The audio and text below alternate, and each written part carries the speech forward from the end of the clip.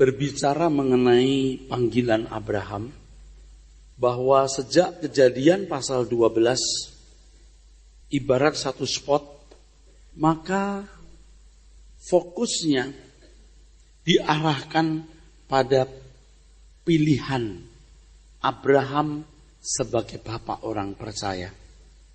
Dan sejak Kejadian pasal 12, isi Alkitab mengarah kepada satu bangsa yang menjadi umat pilihan Allah. Bangsa itu disebut sebagai umat pilihan. Nah, umat pilihan ini memiliki 3 panggilan, saudara. 3 julukan. 3 identitas. Yang pertama disebut sebagai orang Ibrani. Ketika orang-orang Israel menjadi budak di Mesir, jadi sekitar tahun 1800 sebelum Masehi, Firaun memerintahkan agar membunuh semua anak laki-laki orang Ibrani. Sebutan pertama untuk umat pilihan Allah itu Ibrani. Yang kedua sebutannya Yahudi. Yang ketiga sebutannya Israel. Saya kira banyak orang tidak mengerti mengapa disebut Ibrani, Yahudi, Israel. Jujur saja juga dulu saya selama bertahun-tahun tidak bisa membedakan mengapa disebut Yahudi, kenapa disebut Ibrani, kenapa disebut Israel. Penting untuk kita pelajari sebab kita sedang berbicara mengenai hubungan antara Israel dan orang percaya, kedudukan mereka di hadapan Tuhan, dan perbedaan mereka. Kejadian pasal 14 ayat 13, orang-orang Kanaan pada waktu itu sudah menyebut Abraham dan keturunannya atau keluarganya sebagai Ibri. Ibri artinya orang Ibrani. Jadi sebutan Ibri ini hendak menunjuk adanya persekutuan antara Yahweh dan keturunan Israel, saudara. Antara Yahweh dan keturunan Israel. Ibri. Dari sinilah kita menemukan kata Ibrani. Saya bersyukur kepada Tuhan sebab ternyata kata Ibrani tidak dimulai untuk keturunan Abraham, tapi sejak Abraham sendiri sudah mendapat sebutan Ibrani. Ya. Dari data inilah, saudara, maka keturunan Abraham disebut sebagai Ibrani.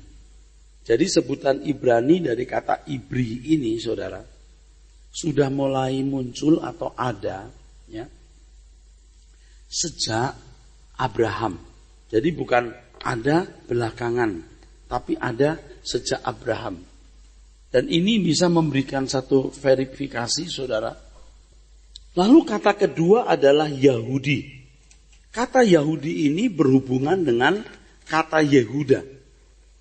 Dalam 2 Raja-Raja pasal 16 ayat yang ke-6, sebutan untuk orang-orang Israel ini Yahudi sudah muncul, yaitu Yehudim, yang kemudian menjadi Yahudi, saudara. Sejarah seperti ini kita mestinya juga bisa mengerti Yehudim ini, ini jamak, saudaraku, ya, menunjuk jamak. Kalau tunggalnya Yehudi. Jadi orang-orang Israel, khususnya keturunan Yehuda, itu disebut Yahudi. Jadi sebutan ini sudah ada sejak abad ke-8 sebelum Masehi. Ya. Abad ke-8 sebelum Masehi. Yaitu ketika Asyur menaklukkan Israel utara-utara. Jadi sebutan itu sudah muncul. Kalau saudara mau sedikit melihat sejarahnya supaya saudara tahu, sejak abad 8 sebelum Masehi itu muncul sebutan Yahudi ini, saudara. Ini kalau Israel, saudaraku. Ya, di sini ada Yerusalem itu dibagi 2. Ini laut. Ini Israel utara. Ini selatan. Ini ibu kotanya Yerusalem, saudara. Kalau ini ibu kotanya Sikem, nanti pindah ke Samaria, pindah-pindah. Kalau utara ini, Israel utara ini, dipimpin oleh berbagai dinasti yang berganti-ganti. Kalau di Jawa itu cerita mengenai Arok, berganti-ganti dinastinya. Tapi kalau di selatan ini, selalu yang memimpin itu adalah keturunan Daud, orang-orang Yehuda. Nah, istilah Yahudi ini sudah ada sejak abad ke-8 sebelum Masehi, yaitu ketika Asyur menaklukkan Israel Utara. Israel Selatan tidak tertaklukkan sampai tahun 586 sebelum Masehi semua ini. Kalau ini 722 sebelum Masehi ditaklukkan Asyur. Nah, Israel Selatan ditaklukkan oleh Babel, ya, oleh Babel, Nebukadnezar. Jadi pada waktu Asyur ditaklukkan ini, abad 8 sebelum Masehi kira-kira, itu istilah Yahudi sudah muncul. Oke. Lalu istilah yang ketiga adalah Israel. Israel dari kata Yisra dan El. El artinya Tuhan, Elohim. Yisra berarti bergumul. Kita tahu ya, kata Israel ini adalah kata yang muncul ketika Yakub bergumul dengan malaikat di seberang sungai Yabok. Nah, ada kisahnya, Anda bisa membaca di Kejadian 32 ayat yang ke-28. Nah, ini yang saya tidak tahu jawabnya, tapi kita akan mencari nanti. Kenapa negara Israel memilih Israel bukan negara Yahudi atau negara Ibrani? Israel. Nah, kalau bicara soal kata Israel ini, saudaraku sekalian, maka ini bicara lebih cenderung menyangkut politik. Cenderung menyangkut politik. Kalau Yahudi lebih kepada kebangsaan. Kalau Ibrani lebih menunjuk kepada identitas keturunan mereka yang memang sejak Abraham mereka tidak bercampur dengan darah asing. Nah, kalau di utara ini ketika Asyur menaklukkan Israel utara, Asyur menaruh orang-orang kafir di sini. Sedangkan penduduknya, khususnya para bangsawan dan orang-orang pintarnya ditawan, dibuang supaya jangan bisa membangun negara lagi. Rajanya, bangsawan-bangsawannya dibuang semua supaya jangan terbangun lagi negara. Nah, orang-orang yang ditaruh Asyur di Israel utara ini kawin campur dengan orang-orang Yahudi. Maka lahirlah orang Samaria. Orang Samaria itu darah campuran antara Yahudi dan orang-orang non-Yahudi. Mereka tidak boleh menyembah Allah di Yerusalem. Kalau mereka menyembah Allah, mereka menyembah di satu gunung di sini. Namanya Gunung Gerizim. Maka Tuhan Yesus berkata, ada saatnya nanti orang tidak menyembah di Yerusalem juga tidak di atas gunung, tapi dalam roh dan kebenaran. Nah, kalau Tuhan bicara begitu, itu latar belakangnya demikian.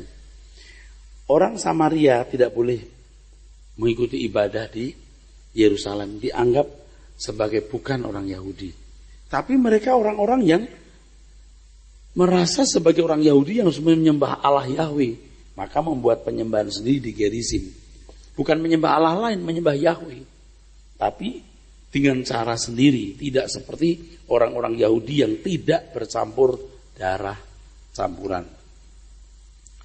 Nah, saudaraku sekalian, itu sebutan Ibrani, Yahudi, dan Israel. Itu sejarahnya. Nanti kita relasikan dengan diri kita nanti. Baik orang Yahudi maupun orang Kristen adalah sama-sama sebagai umat pilihan. Bukan kita mau menyodor-nyodorkan diri, mengaku sebagai umat pilihan. Memang kita umat yang terpilih. Dari 1 Petrus 2 ayat 9, Tuhan berkata, kamu bangsa yang terpilih, imamat yang rajani, bangsa yang kudus, umat kepunyaan Allah sendiri. Kita umat pilihan. Tetapi kedudukan kita dengan orang Yahudi sangat jauh berbeda. Sangat jauh berbeda. Kita dan orang Israel sama-sama dipanggil untuk menggenapi rencana Allah. Kalau orang Israel dipanggil untuk menggenapi rencana Allah, dan tugasnya dua, ingat, tugasnya orang Israel itu dua. Yang pertama, menyimpan pusaka pengenalan akan Allah. Itu pusaka, saudara. Kesaktiannya. Kalau tidak ada bangsa Israel, warisan pengenalan akan Allah lenyap dari muka bumi ini. Dari sejarah bangsa itu, orang mengenal siapa Allah yang menciptakan langit dan bumi. Dari sejarah bangsa itu, orang mengenal karakter Allah semesta alam. Bagaimana memperlakukan suatu bangsa. Bangsa yang tentu belum mengenal anugerah dalam Yesus Kristus. Yang kedua, fungsi bangsa itu adalah memunculkan Mesias. Tuhan berkata, memunculkan Mesias. Tuhan berkata, keselamatan datang dari bangsa Yahudi. Kalau sudah dipenuhi dua hal ini, maka yang berperan bukan lagi bangsa itu, tetapi orang percaya. Kalau di dalam kitab Wahyu dikatakan ada dua saksi, kalau bicara soal dua saksi, itu yang pertama orang Israel, yang kedua orang Kristen, orang percaya. Kalau mau tanya Allah yang benar siapa, tanyalah orang Israel. Lalu tanyalah orang Kristen atau orang percaya. Nah saudara, kalau orang Israel tugasnya ini, maka Allah pelihara terus bangsa itu. Allah pelihara bangsa itu. Di bawah tekanan yang begitu hebat, bangsa itu, saudaraku, tetap eksis. Apakah kebetulan, saudara? Apakah kebetulan bangsa yang kecil itu bisa eksis dan menonjol di dunia? Siapa Einstein dan sederetan ilmuwan Yahudi? Siapa orang-orang yang sekarang memegang lembaga keuangan dunia? Kan ada banyak bangsa yang besar dengan jumlah yang besar seperti RRC. Ini bangsa kan sebenarnya mestinya punah. Tapi tidak punah. Saya mengatakan ini tidak ada tendensi politik. Saya hanya berbicara atas dasar Alkitab. Karena bangsa itu memang milik Tuhan. Yang di dalam kitab Amos dikatakan bahwa Tuhan akan mengumpulkan mereka dari segala sudut bumi ini. Dan menghimpunkan di tanah yang dijanjikan Allah kepada Abraham untuk ditempati keturunannya. Dan terbukti, saudara tahu kepindahan orang Israel itu bukan 2-3 kilo, bisa ribuan kilometer melintasi laut. Imigran-imigran Amerika, imigran-imigran dari Rusia bisa balik lagi, saudaraku. Balik lagi ke Israel. Lalu dibangunkan pemukiman-pemukiman baru. Nah, masalahnya juga yang membuat kemudian dunia bisa mengutuk Israel adalah pemukiman-pemukiman Arab didoser. Dibangun pemukiman Yahudi. Alasannya apa? Ini tanah nenek moyang kami. Ditinggal 100 tahun aja bisa dimiliki orang lain 2000 tahun. Jadi kalau sampai dunia marah terhadap Israel itu, kita itu maklum. Lah tanah orang-orang Arab didoser gitu lalu dibangun rumah. Alasannya ini milik tanah leluhur mereka. Nah yang orang-orang yang tinggal di situ juga udah tinggal ribuan tahun juga bilang enggak bisa. Lalu kalau ditanya apa dasarnya? Perjanjian lama. Ini akan menjadi tanda sampai akhir zaman. Timur Tengah tidak akan pernah berhenti bergolak. Seperti denyut bisul yang tidak kunjung pecah. Iya, tidak kunjung pecah. Anda bisa pikir enggak betapa rumitnya. Orang Yahudi itu begitu fanatik dengan Yahweh, dengan Allah. Temboknya saja, tembok bekas bait Allah, diratapi. Mereka sangat mencari ruang suci, ruang maha suci yang pernah dibangun Salomo. Tidak mungkin bangsa Israel berhenti untuk membangun bait Allah Salomo. Kenapa nggak dipindah tempat lain? Nggak bisa karena tempat itu yang ditunjuk oleh Yahweh. Padahal di tempat itu sudah berdiri masjid. Kita nunggu-nunggu nih. Apa yang terjadi? Dunia tidak menjanjikan. Kalau sampai Israel berani merobohkan masjid atau bikin macam-macam. Masjid yang diakui sebagai kota suci kedua. Bayangkan. Hebat. Kekuatan Muslim juga hebat. Dan pengikut-pengikutnya pun punya keberanian untuk membela agamanya luar biasa. Dunia tidak menjanjikan, saudara. Saya bicara ini tidak pro Israel atau pro siapa-siapa. Saya cuma mau menunjukkan kepada saudara sebuah gambaran percaturan dunia hari ini, saudara. Dan baru-baru ini Israel baru ngebom beberapa wilayah Palestina yang dianggap tempat menyimpan dan pelatihan, menyimpan senjata dan pelatihan dari Palestina. Tidak pernah berhenti, saudara. Terus nyut gitu. Nah, saudara, tugasnya ini. Orang Kristen tugasnya apa? Memberitakan Injil sampai ke ujung bumi. Setelah Mesias ini datang, orang percaya yang sambut, jebret. Catatan. Orang Kristen pertama juga orang Yahudi, Mas. Oke? Orang Kristen pertama juga orang Yahudi kok. Bro. Orang Yahudi juga. Petrus, Paulus. Nah nanti kalau di kerajaan surga mau tidak mau mantan orang Yahudi. Mantan loh. Kan di surga nggak ada lagi ini Yahudi, ini Ambon gitu. Apalagi Manado, udah nggak dihitung saudaraku. Karena semua bangsa dilebur, tapi tidak bisa dibantah bahwa itu mantan orang Yahudi. Kedudukan Petrus, Yohanes, Thomas yang pernah berjuang begitu hebat, Paulus tidak mungkin kelas wali kota, tidak mungkin, pasti kedudukannya tinggi-tinggi, saudaraku. Nah kita orang Indonesia lumayanlah dapat wali kota. Ya siapa tahu ada yang jadi gubernur ya saudaraku. Lalu kita akan melihat perbedaan orang Yahudi dan orang Kristen. Kalau orang Yahudi, umat perjanjian lama, itu orientasi berpikirnya pada pemenuhan kebutuhan jasmani, makan, minum, susu dan madu. Dan kalau saudara melihat latar belakang bangsa itu bangsa budak. Ayo kamu keluar dari Mesir ya. Kamu akan punya tanah sendiri. Oh, di sana banyak susu dan madu. Saudara mesti ngerti ya, itu bicara kepada budak, tahu? Tuhan bicara kepada bangsa budak yang hidupnya tertindas, yang kurang makan atau kalaupun makan tapi juga terbatas. Ingat zaman Musa, ketika Musa mau melepaskan mereka, makanan mulai dikurangi, tidak diberi suplai yang cukup. Ada kan ceritanya? Kekurangan juga. Sekarang Tuhan mau bawa mereka keluar dari Mesir ke Kanaan. Janjinya, kamu akan berlimpah susu dan madu. Itu ucapan untuk budak. Jangan singgung-singgung lagi untuk kita. Kalau orang Yahudi itu orientasinya pada berkat jasmani. Tetapi kalau orang percaya itu berkat rohani, damai sejahtera, sukacita oleh Roh Kudus. Kebenaran, sukacita, damai sejahtera oleh Roh Kudus. Entah kamu makan minum susu sapi atau susu kedelai, entah kamu makan nasi merah atau nasi putih, entah kamu tinggal di gedung atau di apartemen atau di rumah kontrak, tidak masalah. Tapi yang penting kamu hidup dalam kebenaran, sukacita, damai sejahtera oleh Roh Kudus. Different. Ini harus saudara simpan dalam hati kita. Jadi kelimpahan dalam Kristen itu bukan kelimpahan dalam perkara-perkara jasmani seperti yang bangsa Israel inginkan atau kehendaki. Saya bukan anti kelimpahan fisik atau kelimpahan jasmani. Tapi jangan itu menjadi nilai dari ukuran berkat Tuhan.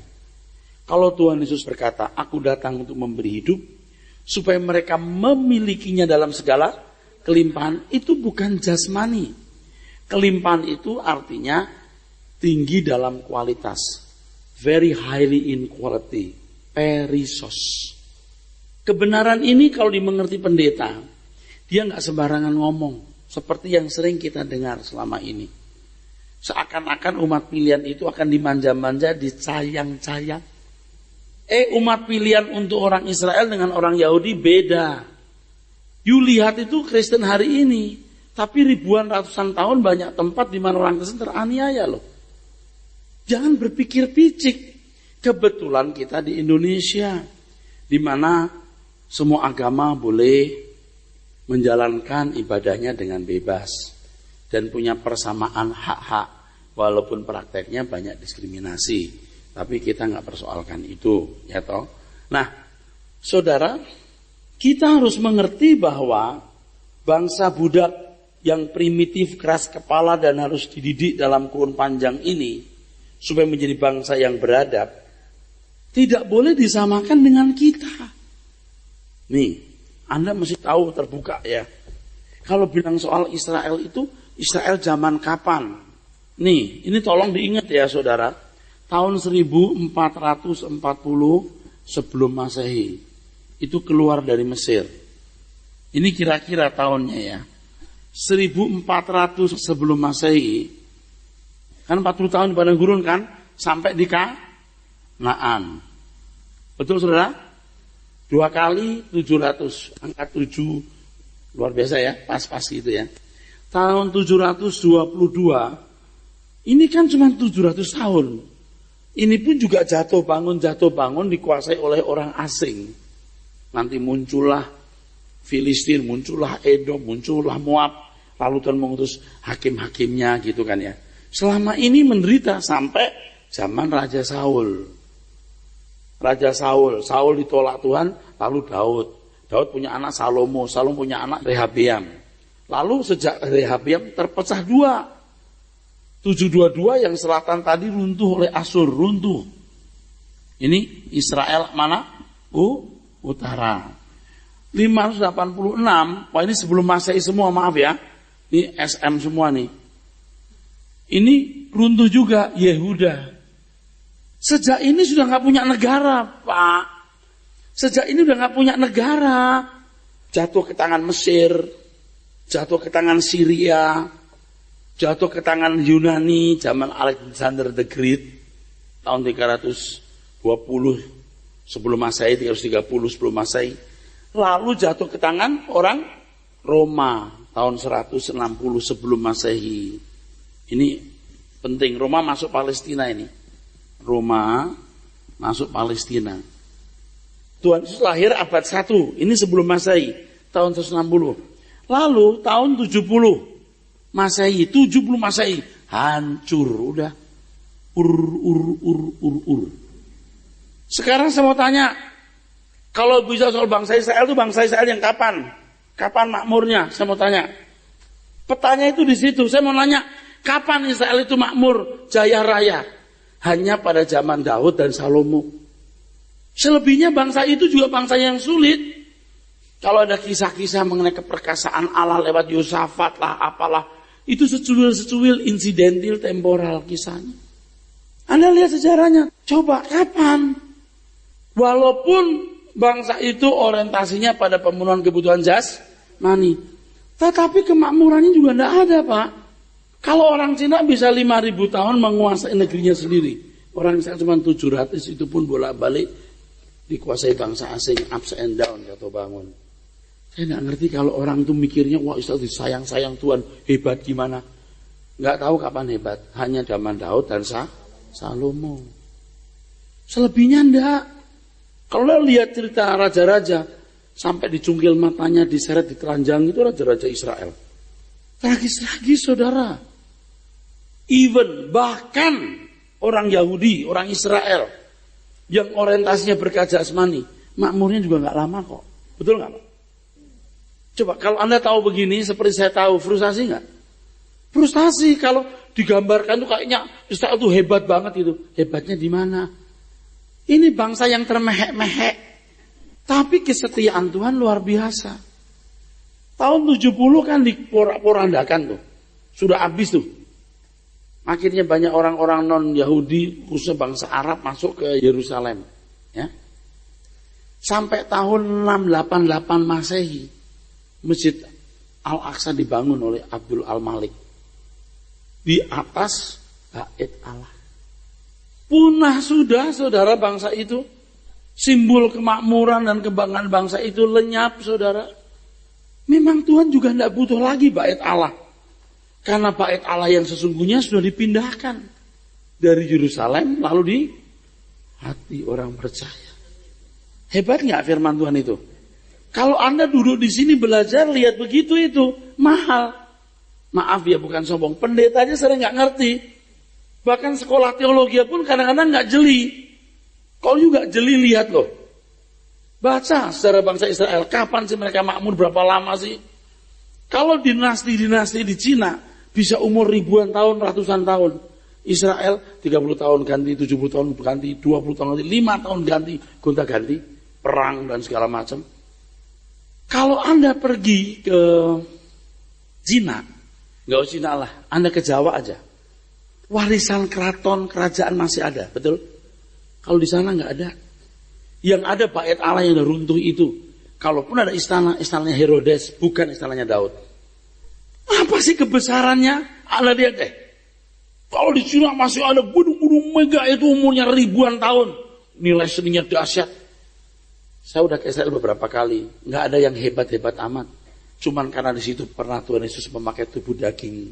Ada di situ, jadi ya nilainya khusus gitu buat kita. Kalau Anda di sana coba mana mantan keratonnya atau kerajaannya Daud? Mana? Seberapa megahnya? Kalau di Jawa masih ada keraton, di Solo masih ada keraton, di sana mantan kemegahannya Daud di mana? Nyaris nggak kelihatan, saudara. Nah kalau bait Allah memang hebat, saudaraku. Jadi sebenarnya juga nggak hebat-hebat banget Israel itu. Sekalipun orientasi mereka pemenuhan kebutuhan jasmani, mereka juga makmur-makmur amat. Dan tragisnya, saudara, tahun 1939, 1945, 7 tahun, 6 juta orang Yahudi. 6 juta itu, Pak, 6 juta. Banyak bener. Tragis kan? Karena keras kepala. Nah sekarang kita yang gak ngerti sejarahnya, dikit-dikit kita Israel rohani. Lalu kalau Israel rohani mau apa? Seperti bangsa itu dipelihara oleh Allah, digebuki. Digebuki. Allah memimpin di padang gurun, betul. Tapi di padang gurun itu gak enak. Allah pelihara bangsa Israel luar biasa, betul. Tapi Allah juga pelihara kita. Kalau namanya dipelihara bukan berarti lalu kita mesti naik mobil mewah atau rumah mewah. Karena orang-orang Kristen proyeksinya adalah berkat rohani. Kedua, umat perjanjian lama adalah umat yang masih pada level keberagamaan. Saudara kalau membaca kitab Imamat atau saudara membaca bagaimana Abraham menyembelih domba, harum baunya, lemaknya. Anda bisa mikir nggak Tuhan senang bau lemak? Kamu pikir Tuhan nggak nyanyi Roro Kidul? Wah, bau lemak. Tuhan senang karena bau lemak. Ini saya kasih tahu ya. Orang Israel itu kan juga bangsa yang budayanya rendah. Betul? Cara berpikirnya juga sama seperti orang-orang di sekitarnya. Betul? Tuhan itu mengadaptasikan dirinya dengan cara berpikir yang primitif itu. Jadi kalau Tuhan berkata, beri persembahan kepadaku yang tambun, yang lemak-lemaknya. Tuhan bukan karena mau mencium bau lemaknya. Tuhan mau lihat, kamu taat enggak? Betul enggak tambun yang kau berikan? Betul enggak lemak-lemaknya? Tuhan lihat batin mereka. Apakah taat, menghormati, mengasihi Tuhan? Maka dengan sarana lembu, tambun, dan lemak-lemaknya. Bukan Tuhan bawa lemaknya. Enak. Sekarang kita bakar lemak aja berarti Tuhan senang. Wah, Daud menari. Tuhan senang kita tepuk tangan. Kan gitu. Kan bertepuk tanganlah buat Tuhan. Terus gitu-gitu kan. Menarilah buat Tuhan. Tuhan senang. Masalahnya bukan soal tarian kita. Kalau orang Yahudi kan mereka belum mengerti kebenaran batiniah. Betul? Mereka kan orang primitif yang keberagamaannya seperti agama suku yang kalau sama dewanya ini Nah, sekarang orang Israel juga begitu, bukan menari. Betul nggak saudara? Kalau soal tarian, bangsa Israel dibanding orang-orang hari ini dancernya kalah. Dancernya hebat-hebat hari ini. Oke? Apa Tuhan senang lihat dancer? Tuhan kalau punya malaikat suruh dancer, kita nggak ada apa-apanya. Tapi Tuhan mau lihat ketulusan mereka menari. Betul?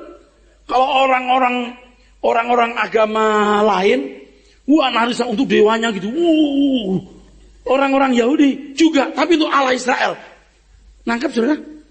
Sekarang kita orang Kristen ikut-ikutan, kita nari biar Tuhan seneng. Bukan saya nggak mau nari. Kalau hatimu girang kau menari, dasarnya dari hatimu itu benar. Tapi kalau karena narinya Tuhan senang, tarian lu jelek. Nanti denger-dengernya di luar bilang begini, Pak Eras anti menari buat Tuhan. Jangan denger sepotong. Bukan saya tidak nari, aku juga mau nari. Tapi narinya dari hati. Lagi pula kalau kita nyanyi begini, segala puji syukur hanya bagimu Tuhan, sebab kau yang layak dipuja. Ini nari jual, kami mau bersorak. Nari kan gak harus begini kan? Nari kan gak harus begitu. Nari itu mesti gimana? Hati, lalu masing-masing orang punya gerak. Kalau orang Irian, kami mau bersorak. Orang Jawa, kami mau bersorak. Tinggikan namamu. Betul gak? Yang penting hati. Ekspresinya terserah. Kalau bapak-bapak udah tua gak bisa nari gimana? Ngerti gak VLVA soal konyol? Suak konyol, angkat tangan serah. Suruh begini semua. Diginiin. Betul gak? Gak semua orang enjoy. Aku gak senang begitu. Beda-beda. Yang penting hati. Gak harus begini. Ya oke lah, maklum kalau itu memang dalam suasana retreat apa. Tapi di gereja pun jadi kayak Taurat. Ini yang saya suka sedih. Kalau orang Kristen dalam roh dan kebenaran, maka di perjanjian baru tidak ada liturgi. Kalau orang Israel diatur bajunya gimana, jam berapa orangnya, sempurna. Kristen nggak ada. Yang penting hati, saudara. Keagamaan itu beda dengan kekristenan. Nah kalau belajar begini kan Anda nanti jadi akhirnya nggak membedakan. Wah kalau orang Protestan liturginya adem-adem, nggak ada Roh Kudus. Kalau orang karismatik, Roh Kudusnya menyala-nyala. Apalagi sekarang lagu-lagunya lagu-lagu baru. Seolah-olah Tuhan sudah tidak suka lagu-lagu lama. Tuhan sudah kan moodnya sekarang Tuhan suka lagu itu. Disco. Di timur, barat, dan selatan. Terus terkesan bahwa Tuhan tuh sekarang yang lama itu nggak berkualitas, yang baru ini. Biar saya di gereja yang lebih beraliran karismatik, saya nggak setuju pandangan itu. Dan saudara, Anda jangan merasa nggak ada Roh Kudus di sini kalau kita nyanyi tiap langkahku Tuhan di mukaku. Nggak perlu Anda merasa, aduh nggak ada Roh. Anda punya kejiwaan aja sebenarnya.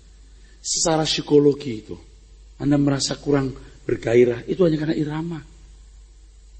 Makanya sebenarnya ya KKR yang katanya Okimene itu usaha memindahkan orang Protestan ke gereja karismatik.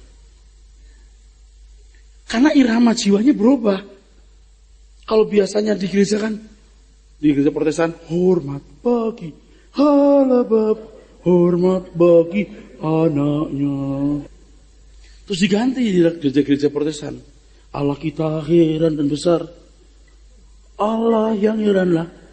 Nanti kembali ke gereja Protestan. Hormat. Nah, enak deh. Pindahlah gereja. Dulu kalau kita bilang, kita gimana Pak? Memindahkan sebenarnya. Ya. Jangan ada yang tersinggung saya ngomong begini, ini fakta. Bisa beda kan Israel sama Kristen? Kekristenan itu batiniah, menyembah Allah dalam roh dan kebenaran, Yohanes 4:24. Kalau Yahudi, umat perjanjian lama, itu agamani. Jadi kalau Anda sekarang lihat agama-agama mirip orang Israel, jangan heran, itu agamani. Sembayangnya diatur, pakaiannya diatur, hukumnya, Tauratnya, syariatnya, itu agamani. Kristen nggak pakai begitu. Kalau orang tanya sama saya, Pak, orang Kristen itu pakai baju sopannya gimana? Terserah situ. Pak, ada ayatnya nggak Pak ya kalau pakai rok berapa senti di bawah lutut Pak? Nggak ada. Pantasnya di mana? Pantasnya di mana? Kalau Anda di tengah-tengah orang-orang yang kolot, pakai celana panjang dianggap nggak sopan, pakai rok. Dulu di gereja-gereja dan Pentakosta pakai celana panjang nggak sopan loh. Pakai kulot itu dianggap nggak sopan. Padahal kulot itu lebih aman dibanding rok loh. Coba kalau jatuh jebret, kalau pakai rok, bah. Kalau pakai kulot jebret aman, tapi dianggap nggak sopan. Tapi sekarang juga kalau ke gereja kan yang roknya mini-mini terus bawa warta jemaat gini, kalau duduk nggak enak. Jadi warta jemaat dibaca. Yang pantas gimana lah ya, oke? Anda pergi ke pesta sama di gereja itu beda, oke? Oke. Ketiga, umat perjanjian lama disetting menjadi umat. Menjadi umat dalam kerajaan Bapa, tetapi orang Kristen jadi pejabat. Kan ada teologi yang berpikir bahwa di luar Kristen semua masuk neraka. Umat perjanjian lama itu semua juga jadi umat Tuhan. Dipersiapkan juga masuk langit baru, bumi baru. Maka mereka diatur Tuhan begitu rapi dan ketat. Kalau mereka berbuat salah, ada darah domba yang disembelih. Betul? Itu solusi. Kalau ada orang berkata, tapi Pak, mereka juga orang-orang berdosa. Benar. Tapi ada darah domba yang disembelih.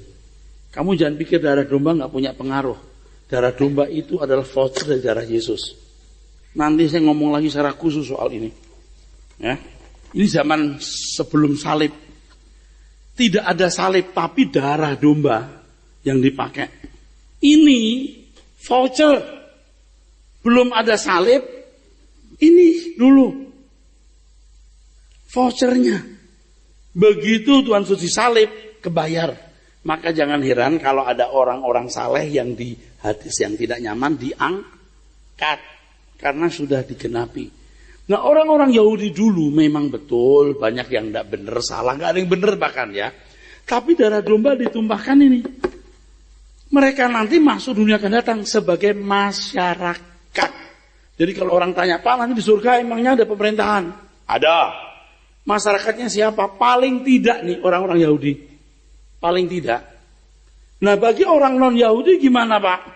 Dihakimi juga menurut perbuatan. Sesuai dengan hukum yang mereka pahami.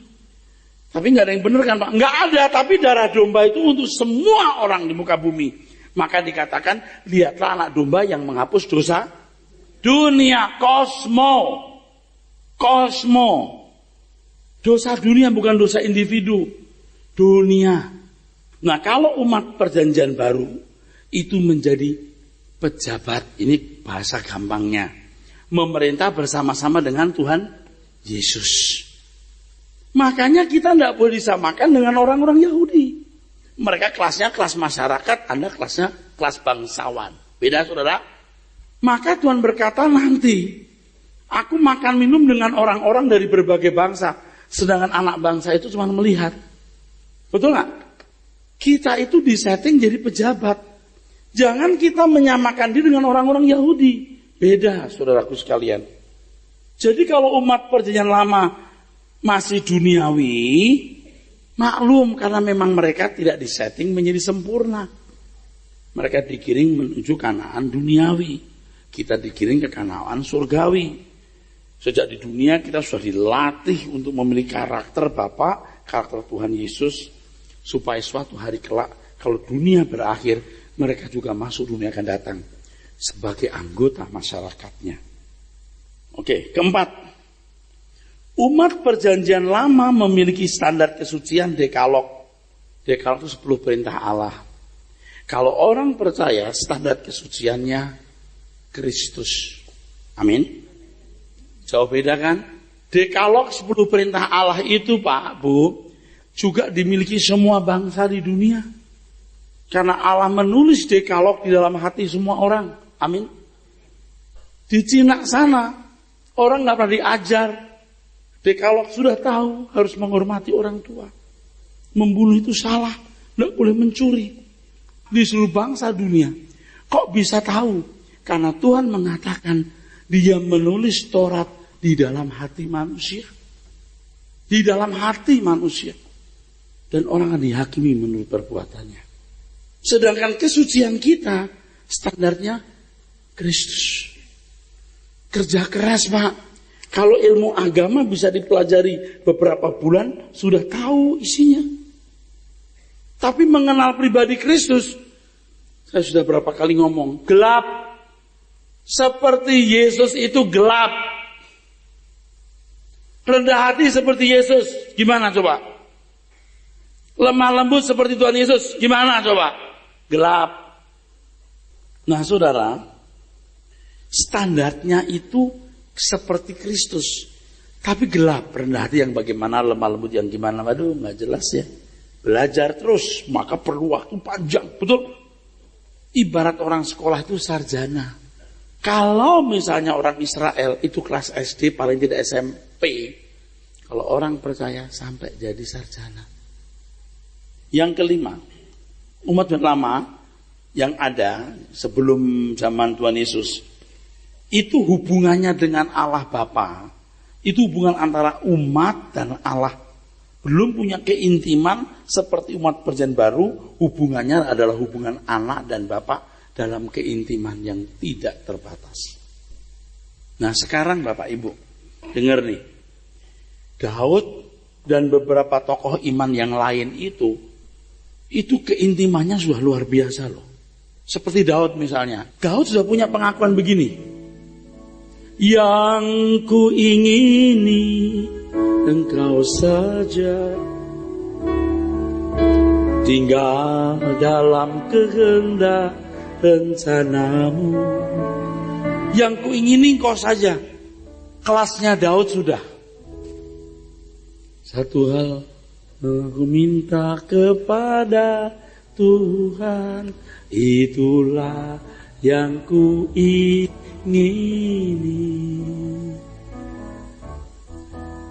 Diam di rumah Tuhan seumur hidupku, menyaksikan kemurahan Tuhan. Dengerin, orang-orang beragama itu kelasnya bisa sampai tingkat keintiman yang begitu. Rajin sembahyang di rumah sembahyangnya, tidak kemana-mana, di situ sembahyang. Oke, nangkap maksudnya? Daud sudah sampai kelas itu. Orang Yahudi sudah sampai itu. Selain Engkau tak ada yang kuingini di bumi. Hebat nggak saudara? Tapi tidak akan bisa masuk ke intiman seperti umat perjanjian baru. Kalau orang Israel bisa begitu rupa, orang Kristen harus lebih dari itu. Tapi kadang-kadang kita nggak sampai Daud aja nggak nyampe. Untuk seperti Daud aja nggak nyampe. Engkau dalam aku ya Bapa, aku dalam Engkau, doa Tuhan Yesus. Dan mereka di dalam kita. Coba, hebat nggak? Jangankan sampai di sini. Seperti Daud aja belum. Anda bisa lihat nggak orang-orang beragama di sekitar kita? Begitu intimnya sama Tuhan, betul? Betul nggak? Kita harus lebih dari itu. Karena Ia menaruh rohnya dalam diri kita. Kenapa tidak kerja keras sampai tingkat itu? Nah, kalau Anda sudah belajar begini, Anda mulai tahu jelajahnya kekristenan itu begitu hebat. Daud saja sudah sampai, yang ku ingini Engkau saja, tinggal dalam kehendak rencanamu. Daud aja sampai di situ kelasnya. Nah ya kita mesti lebih saudara. Lalu yang terakhir saya mau tambahkan. Kalau orang Yahudi itu masih punya unsur memanfaatkan Tuhan. Berhubung dengan kebutuhan jasmani, musuh, ancaman di sekitar mereka. Betul? Karena mereka mau diprotek. Karena mereka menghadapi masalah hidup fisik di dunia. Perlu diprotek, lindungi aku. Sedangkan orang Kristen tidak menuntut dilindungi Tuhan. Tetapi memberi, mengabdi, melayani Tuhan.